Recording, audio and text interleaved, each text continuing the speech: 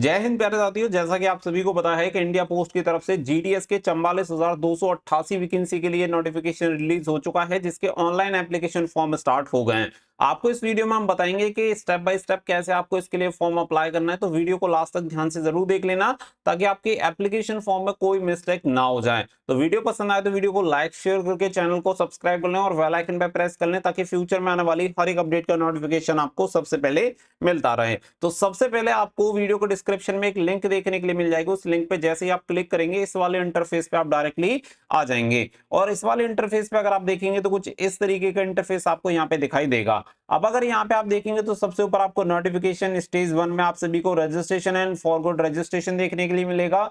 Stage 2 में आपको apply और एप्लीकेशन स्टेटस, फिर आपका फीस स्टेटस। अगर कैंडिडेट को कोई शिकायत है तो वो अपनी शिकायत यहाँ पे लास्ट में दर्ज करा सकते हैं। तो सबसे पहले अगर आपको नोटिफिकेशन के बारे में डिटेल्स नहीं पता है तो आप नोटिफिकेशन डाउनलोड कर सकते हैं। अब बात आती है, सबसे पहला स्टेप है रजिस्ट्रेशन। तो यहाँ पे आपको करना है रजिस्ट्रेशन। अगर आपने पहले रजिस्ट्रेशन किया हुआ है और आप अपनी डिटेल्स भूल गए हैं तो फॉरवर्ड रजिस्ट्रेशन पे जाके अपनी डिटेल्स को रिट्राइव कर सकते हैं। अब पहला स्टेप जैसे कि मैंने आपको बताया, रजिस्ट्रेशन पे आपको क्लिक कर देना है। रजिस्ट्रेशन पे क्लिक करने के बाद ये वाला इंटरफेस यहाँ पे आपके सामने ओपन होता है, जिसमें आपको सबसे पहले अपना मोबाइल नंबर डालना होता है, जो एक्टिव मोबाइल नंबर है और जिसे आप आगे भी यूज करने वाले हैं वही मोबाइल नंबर आपको यहाँ पे डालना है।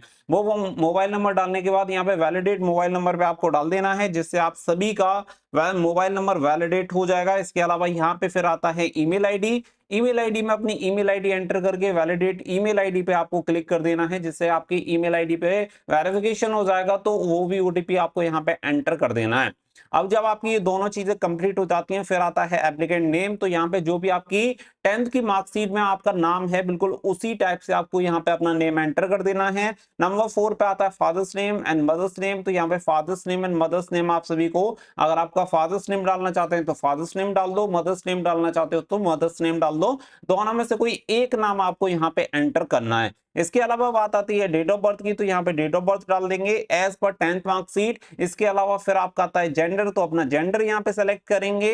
अगर आप ट्रांसजेंडर हैं तो उस कंडीशन में भी आपको यहाँ पे यस और नो सेलेक्ट करना होगा। फिर आता है आपका कम्युनिटी। तो यहाँ पे कम्युनिटी में जिस कैटेगरी से आप आते हैं वो कैटेगरी आपको यहाँ पे सेलेक्ट कर लेनी है। और इसके अलावा अगर आप देखेंगे circle in which secondary school pass, यानी कि जो सेकेंडरी स्कूल है आपने कहां से क्वालिफाई किया है वो आपको यहाँ पे 10th का डिटेल्स डालनी है। जैसे कि मैंने उत्तर प्रदेश से किया हुआ है तो मैं उत्तर प्रदेश यहाँ पे सेलेक्ट कर लूंगा।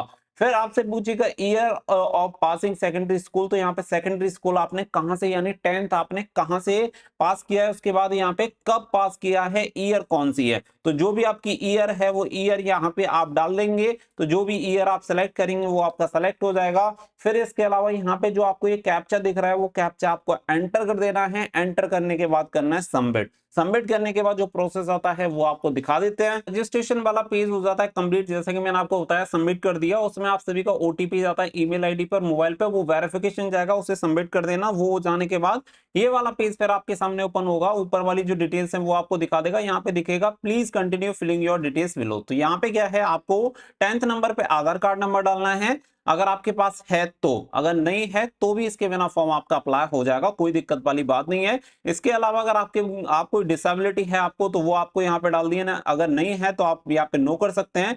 इसके अलावा टाइप ऑफ डिसेबिलिटी यहाँ पे अपने आप डिसेलेक्ट हो जाएगा, इसमें आपको जरूरत नहीं पड़ेगी। फिर इसके अलावा यहाँ पे language studies in secondary school, यानी कि कौन सी भाषा आपने पढ़ी, कौन सी भाषा में आपने कंप्लीट करी है वो आप सभी को यहाँ पे डाल देनी है।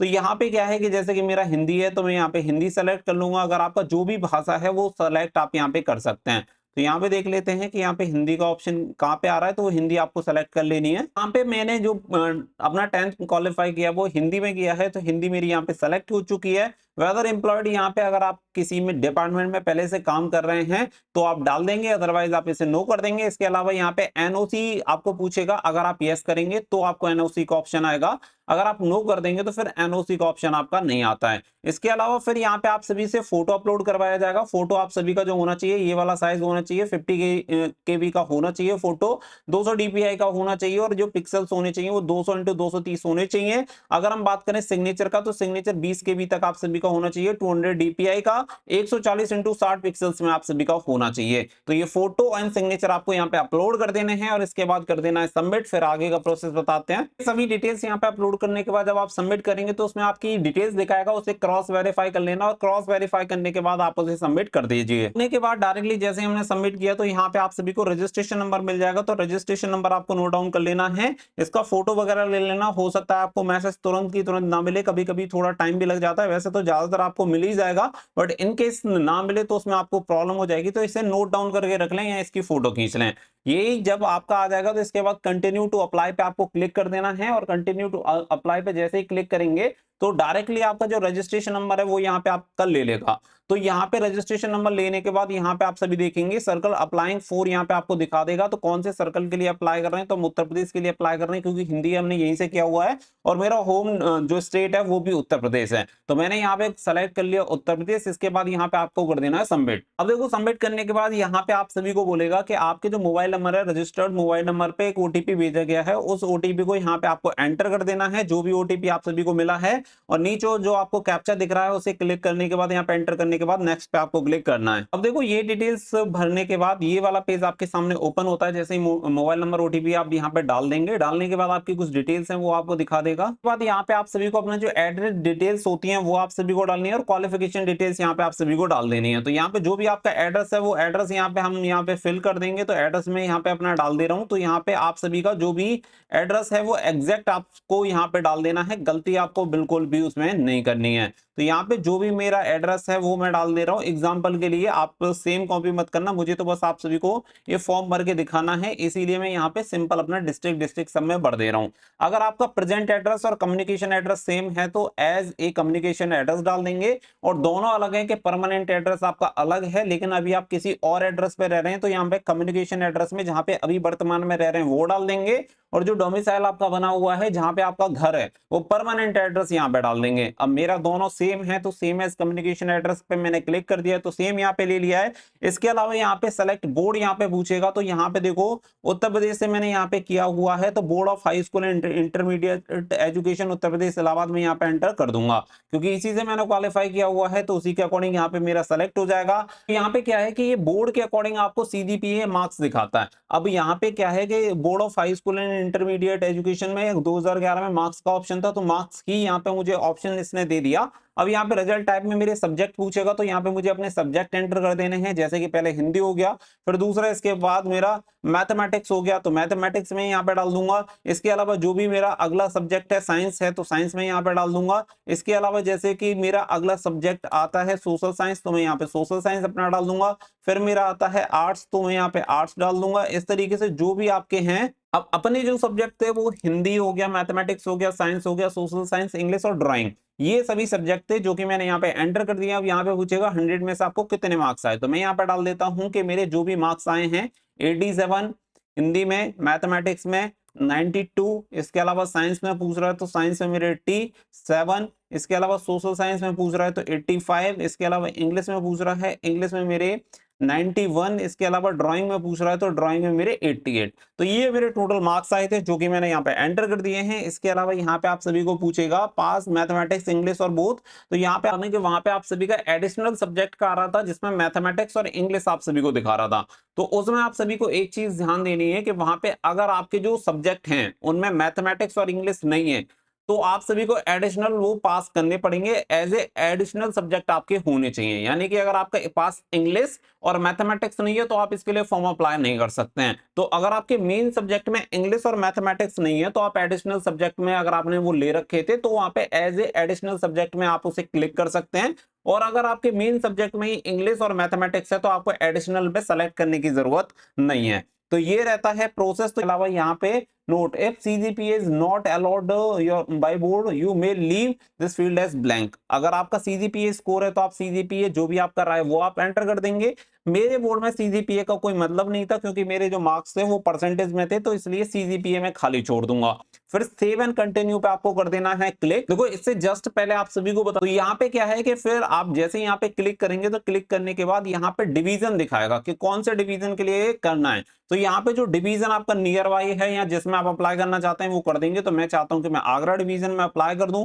तो यहाँ पे फिर मेरे पास आगरा डिवीजन में जो भी वैकेंसीज निकली हुई है कि आगरा डिवीजन में कौन कौन से पोस्ट ऑफिस में वैकेंसी निकली हुई है वो दिखा देगा। कौन सी पोस्ट निकली हुई है जैसे एबीपीएम है, यहाँ पे बीपीएम है, वो सभी यहाँ पे आप सभी को दे देगा। अब यहाँ पे आपको प्रेफरेंस देनी है कि कौन से को आप प्रेफरेंस देना चाहते हैं। तो यहाँ पे आप सभी इसे प्रेफरेंस दे सकते हैं। जैसे 2 मैं इसे कहूंगा ये मुझे 3 पे मिल जाए, ये 4 पे मिल जाए, ये 5 पे मिल जाए, ये 6 पे, ये 7 पे, आप अपने अकॉर्डिंग इसे चेंज कर सकते हैं। लेकिन मैं चाहता हूं मुझे इसी तरीके से मैं अपने पोस्ट प्रेफरेंस देना चाह रहा हूं। ठीक है, आपको जो पहले लेना है आप उस पर क्लिक कर सकते हैं। लेकिन आप मैं जैसे दे रहा हूं, अगर आपको ऐसे देना है तो आप ऐसे दे सकते हैं। मतलब आपकी चॉइस के ऊपर ये डिपेंड करता है। मैं तो सिंपल बस आपको एक एग्जांपल देने के लिए सारी चीजें बता दे रहा हूं। लेकिन आपको देना जो प्रेफरेंस है वो सभी में आपको प्रेफरेंस दे देना है। ऐसा नहीं करना है कि किसी को आप खाली छोड़ें। तो मैंने यहाँ पे सभी में अपना प्रेफरेंस दे दिया है, सभी को भर दिया है। और यहाँ पे करने के बाद I hereby declare that pay आप कर दूंगा क्लिक। और इस पे क्लिक करने के बाद यहाँ पे सेव एंड प्रोसीड पे कर दूंगा क्लिक। ऐसे क्लिक करूंगा यहाँ पे दिखा देगा data submitted successfully, please pay the fees to complete application process. तो यहाँ पे प्रोसेस को कंप्लीट करने के लिए अब मुझे फीस पे करने की जरूरत पड़ेगी। जैसा कि आप सभी जानते हैं मैंने जनरल कैटेगरी से फॉर्म अप्लाई किया है। तो यहाँ पे 100 रुपीज एप्लीकेशन फीस है जो कि मुझे अभी पे करनी पड़ेगी। तो मैं उस पर चलता हूँ। अब यहाँ पे कुछ इस तरीके का प्रोसेस दिखा देगा। एप्लीकेशन नंबर दे देगा, मोबाइल नंबर दे देगा, आपका नाम दिखा देगा, कैटेगरी दिखा देगा। तो यहाँ पे मेक पेमेंट पे कर देना है आपको क्लिक। मेक पेमेंट पे क्लिक करने के बाद अगर आप चाहें तो net banking, credit card, debit card, QR code, UPI, wallet कुछ भी यूज कर सकते हैं। तो मैं यूज करूंगा क्यूआर कोड। तो भीम यूपीआई पे क्लिक करने के बाद मेक पेमेंट ऑफ 100 रुपीज, यहाँ पे मेरा क्यूआर कोड दिखा देगा। और मैं सिंपल इससे क्यूआर कोड को कर दूंगा स्कैन। तो मेरी फीस हो जाएगी कंप्लीट। तो मेरी फीस जैसे ही मैंने किया, एप्लीकेशन सबमिटेड सक्सेसफुली यहाँ पे दिखा रहा है। तो मेरा एप्लीकेशन फॉर्म हो चुका है सबमिट। तो यहाँ पे आपको कर देना है सिंपल क्लोज। क्लोज करने के बाद आप अपने एप्लीकेशन फॉर्म का ले सकते हैं प्रिंट। तो इस तरीके से आप अपना एप्लीकेशन फॉर्म कंप्लीट कर सकते हैं और जीटीएस की वैकेंसी के लिए फॉर्म अप्लाई कर सकते हैं। कोई भी डाउट एंड क्वेरी है तो आप कमेंट सेक्शन में लिख सकते हैं या इंस्टाग्राम पे फॉलो कर सकते हैं। मिलेंगे नेक्स्ट वीडियो में। So thank you for watching. जय हिंद, जय भारत।